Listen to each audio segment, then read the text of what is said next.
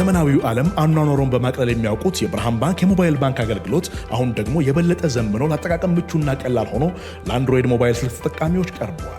አዲሱን የብርሃን ባንክ አንድሮይድ አፕ ወይም መተግበሪያ ከጉግል ፕሌይ ስቶር ላይ ብርሃን ሞባይል በሚል ስም ያገኙታል። ወደ ስልክዎን በመጫን ስለ ሂሳቦ መረጃ፣ ገንዘብ ለማስተላለፍ፣ የሞባይል አየር ሰዓት ለመግዛት፣ ስለ ብድሮ ሁኔታና ሌሎች በርካታ አገልግሎቶችን ለማግኘት በቀላሉ ይጠቀሙበታል። ለበለጠ መረጃ በአቅራቢያ ወዳለ የብርሃን ባንክ ቅርንጫፍ ጎራ ይበሉ። ብርሃን ባንክ እንደ ስማችን ብርሃን ነው ስራችን። ተመልሰናል። አድማጮቻችን አራዳ ኤፍ ኤም 95.1 ላይ ትገኛላችሁ። ፉትቦል ካፌ ነው ፕሮግራሙ። የፎደንን ጉዳይ እንመልከት። በማንቸስተር ሲቲ በመደበኝነት ተጠባባቂ ተጫዋች ሆኗል ፊል ፎደን። ይህንን ጉዳይ እንመልከተው። ያው ከጥቂት ጊዜያቶች በፊት የማንቸስተር ሲቲ ወሳኝ ከሚባሉ ተጫዋች መካከል አንዱ ነበር። እግር ኳስ ምን ያህል በፍጥነት እንደሚቀያየርም የሚያሳይ ይመስላልና እናንሳይን ጉዳይ ፊል ፎደንን በ17 ዓመቱ ስለምናውቀው ነው መሰለኝ። ከ17 ዓመቱ ጀምሮ በቃ አዲሱ ግሌን ሆድል፣ አዲሱ ፖል ጋስኮኝ፣ አዲሱ የእንግሊዝ ትልቅ ተጫዋች እየተባለ ብዙ ሲነገርለት ስለነበር የእንግሊዝ ከ17 ዓመት በታች ቡድን የዓለም ሻምፒዮንም ሲሆን በቃ ቀጥሎ የሚመጣው ትልቅ ሱፐርስታር እየተባለ ይጠበቅ ስለነበር 26 ዓመቱ መሆኑ ሳስበው ገረመኝ። ወጣት ነው 26 ዓመቱ ግን አይመስልም፣ ህጻን ይመስለኝ አሁንም ድረስ ሳየው። ፊቱም እንደዛ ነው ግን ረጅም ጊዜ ያየ ነው መሰለኝ እንግዲህ ከ17 ዓመቱ ጀምሮ ካየ ነው። ግን እኔ አሁን 22 23 ነበር ማለት ይገርማል። አሁን በቃ ከሁለት ወር በኋላ 26 ዓመት ይሆነዋል።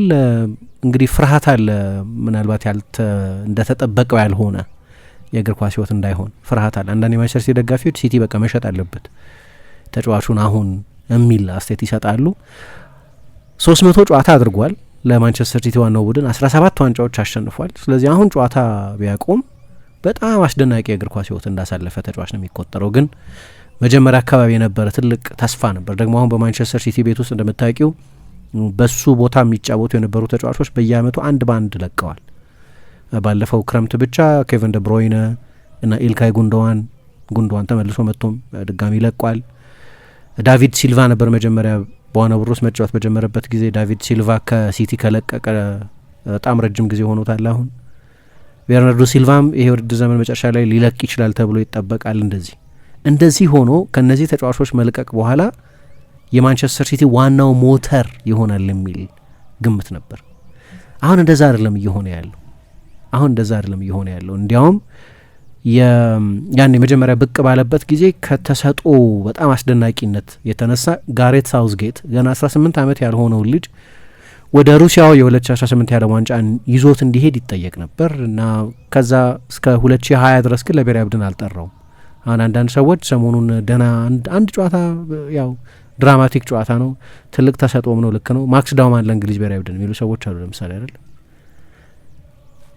እና እንዲህ አይነቱን ያው ለእንትን ብለሽ ይዘሽ ልትሄጂ ይችላል። ለምሳሌ ሮናልዶን አታስታውሽም? ግን በታሪክ 1994 የዓለም ዋንጫ ላይ ካርሎስ አልቤርቶ ፓሬራ ይዘውት ሄደው ነበር 17 ዓመቱ ብቻ እያለ አንድም ጨዋታ አልተጫወተም ሮናልዶ። ሮማሪዮ ቤቤቶ ነበሩ የብራዚል ዋና የማጥቃት ተጫዋቾች፣ ግን ትልቅ ኤክስፒሪየንስ ሆኖታል ይባላል። ብራዚል 3 ተከታታይ የዓለም ዋንጫ ፍጻሜዎች ተጫውታለች።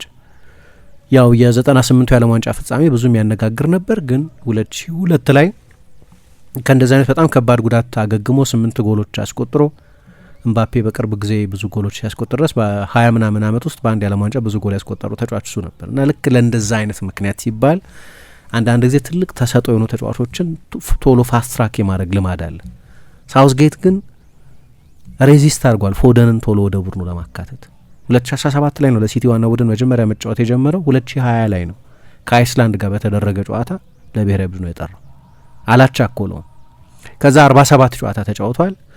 47 ብዙ ነው። ለምሳሌ ከግሌን ሆድል በ6 የበለጠ ተጫውቷል ማለት ነው። ግሌን ሆድልም ልክ እንደ ፊል ፎደን ሁሉ ትልቅ 10 ቁጥር ነበር ሞናኮ በቬንገር ስር። ግን ደግሞ ከዛ ፊት ቶተንሃም ውስጥ በጣም ትልቅ ሌጀንድ ነበር። 86 የዓለም ዋንጫ 90 የዓለም ዋንጫ ላይ እንግሊዝ ብሔራዊ ቡድን ትልቅ ተጫዋች የነበረ ነው።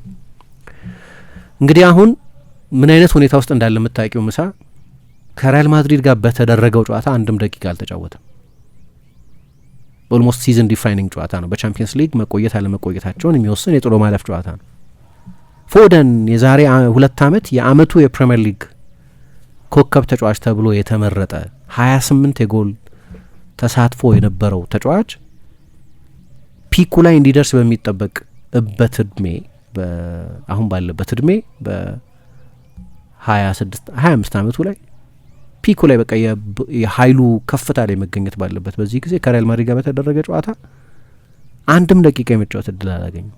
እሱ ብቻ ሳይሆን ከአርሰናል ጋር በቀደም የካራባኦ ካፕ የፍጻሜ ጨዋታ ሲደረግ ከሱ በኋላ የመጡት እንደ ራያን ሼርኪ፣ እንደ አንቷን ሴሜኞ፣ እንደ ጀረሚ ዶኩ አይነት ተጫዋቾች ወሳኝ ቡድኑ ተጫዋቾች ሲሆኑ እሱ የፒቲ አፒራንስ ይባላል። በቃ እንደ ትንሽዬ ፍቷን እንዲቀምስ ማለት ነው የፍጻሜውን ጨዋታ አትሞስፌር እንዲጋራ በማሰብ ጓርዲዮላ 1 ደቂቃ ሲቀረው ቀይሮ አስገባ እና ሩኒ እንዲያውም አሳዘነኝ። ምክንያቱም አሁን በቃ ያው አሰልጣኙ አዝኖለት የፒቲ አፒራንስ በቃ ትንሽ ይሰለፍ ተብሎ ተሰጥቶት ነው የተጫወተው እንጂ በቃ ከዚህ በኋላ ፕሮሚነንት ተጫዋች ተደርጎ እየተቆጠረ አይደለም። አንዳንዶቹ ሰዎች የሚሉት ታክቲካዊ ምክንያት አለ። በቃ የጓርዲዮላ ቡድን አሁን የበለጠ ትራንዚሽናል ሆኗል፣ ስለዚህ የበለጠ አትሌቶችን ነው እየተጠቀመ ያለው። ሃላንድ አትሌት ነው፣ ሴሜኞ አትሌት ነው፣ ዶኩ አትሌት ነው። እነዚህ ተጫዋቾች ከፎደን ጋር ለቦታ ይፎካከራሉ። ፎደን 3-4 ቦታ መጫወት የሚችል ተጫዋች በመሆኑ ምክንያት ስለዚህ የሲቲም የበለጠ ቀጥተኛ የሆነ አጫወትን ለመተግበር ከቀደሙት ዓመታት በንጽጽር ማለት ነው ከፎደን የተሻለ ተጫዋቾች አሉት። እነዚህ አሁን የጠቀስኳቸው በቅርብ ጊዜ ከ2023 24 25 ወዲህ የመጡ ተጫዋቾች ናቸው የበለጠ ጎላ ያለ ሚና እያገኙ ያሉት። የሆነ ሰሞን ደህና ነበር ታስታውሽ እንደሆነ ኦኬ አሁን ፎደን ተመልሷል ማለት የጀመርንበት ጊዜ ነበር። በዲሴምበር አካባቢ በ4 ጨዋታ 6 ጎል አስቆጥሮ ነበር። የማንቸስተር ደርቢ ጨዋታ ላይ ጎል ማስቆጠርና ማን ኦፍ ዘ ማች መሆን ከሲዝኑ ጥሩ ፐርፎርማንሶቹ መካከል አንደኛው ነበር። በዚህ ጨዋታ ትልቅ ሬከርድ አለው። ግን አሁን ባለፉት 6 የፕሪሚየር ሊግ ጨዋታዎች 182 ደቂቃ ብቻ ነው የተጫወተው። 2 ጨዋታ ማለት ነው። ባለፉት 6 ጨዋታዎች ጥቂት ደቂቃዎች እየተጫወተ ነው ይሄ እየሆነ ያለው እና አሁን ላለፉት 18 ጨዋታዎች ጎል አላስቆጠረም። ከዛ በኋላ በነዛ 4 ጨዋታዎች 6 ጎሎች ያስቆጠረው በ15 ቀን ጊዜ ውስጥ ብቻ ነበር። አሁን 18 ጨዋታ ላይ ጎል አላስቆጠረም እና የእንግሊዝ ብሔራዊ ቡድን እንግዲህ አባል ሆኖ ወደ ዓለም ዋንጫ የመሄዱም ጉዳይ በጣም አጠራጣሪ ሆኗል። ግን እንዳነሳሁት በተለይ በቅርብ ጊዜ ፔፕ የሚጠቀምባቸው ተጫዋቾች ቅድም ያነሳዋቸው ተጫዋቾች ብቻ ሳይሆኑ ለምሳሌ ወደ መሀል አስገብቶ ኒኮ ራይሊን ብዙ ጨዋታዎች ላይ ሲጠቀምበት ነበር። ኒኮ ራይሊ የበለጠ ፊዚካል ነው፣ የበለጠ አትሌቲክ ነው፣ የበለጠ ቀጥተኛ ነው። አሁን እንዲህ አይነት ተጫዋቾችን የበለጠ የተጠቀመ ነው ፔፕ ጓርዲዮላ እና አንዳንድ የሲቲ ደጋፊዎች ከዚህ በኋላ ብዙ ሚና ላይ ኖረው ይችላል። አሁን በተለይ ትልልቆቹ የሲቲ ሌጀንዶች ከለቀቁ በኋላ ያንን ኃላፊነት ያንን የሲቲ አዲሱ ስታር የመሆን ኃላፊነት እንዲረከብ በሚጠበቅበት ጊዜ ነው የደበዘዘውና አሁን ሲቲ ካሺን ማድረግ አለበት። በቃ የአካዳሚ ተጫዋች ነው፣ የሚሸጥበት ገንዘብ እያንዳንዱ ከፔሳር አንጻር ንጹህ ትርፍ ተብሎ የሚመዘገብ ነው። ጥሩ እድሜ ላይ ነው ያለው። የጉዳት ታሪኩ በጣም ጥሩ ነው፣ ብዙ የመጎዳት ታሪክ ያለው ተጫዋች አይደለም እና እንደዛ ከሆነ በቃ ይሸጥ ማለት ጀምረዋል። እንግዲህ የስቶክፖርት ልጅ ነው፣ የክለቡ አካዳሚ ውስጥ ነው ያደገው፣ ሲቲን ስሩ ነው በቃ በደንብ ግን ከዛ ሲዝን በኋላ በተለይ ከ2023 24 የውድድር ዘመን በኋላ የቡድኑ ትልቁ ተጫዋች የነበረው እሱ ነው በዛ የውድድር ዘመን። ከዛ በኋላ ግን በየጊዜው ሚናው እጅጉን እየቀነሰ መጥቷል እና አሁን ደግሞ እንግዲህ በትልልቆቹ ጨዋታዎች ላይ ሳይቀር ለደቂቃ የመሰለፍ እድል የማያገኝ ተጫዋች ወደ መሆን ተሸጋግሯል። በዘመናዊው ዓለም አኗኗሩን በማቅለል የሚያውቁት የብርሃን ባንክ የሞባይል ባንክ አገልግሎት አሁን ደግሞ የበለጠ ዘምኖ ለአጠቃቀም ምቹና ቀላል ሆኖ ለአንድሮይድ ሞባይል ስልክ ተጠቃሚዎች ቀርበዋል። አዲሱን የብርሃን ባንክ አንድሮይድ አፕ ወይም መተግበሪያ ከጉግል ፕሌይ ስቶር ላይ ብርሃን ሞባይል በሚል ስም ያገኙታል። ወደ ስልክዎን በመጫን ስለ ሂሳቦ መረጃ፣ ገንዘብ ለማስተላለፍ፣ የሞባይል አየር ሰዓት ለመግዛት፣ ስለ ብድሮ ሁኔታና ሌሎች በርካታ አገልግሎቶችን ለማግኘት በቀላሉ ይጠቀሙበታል።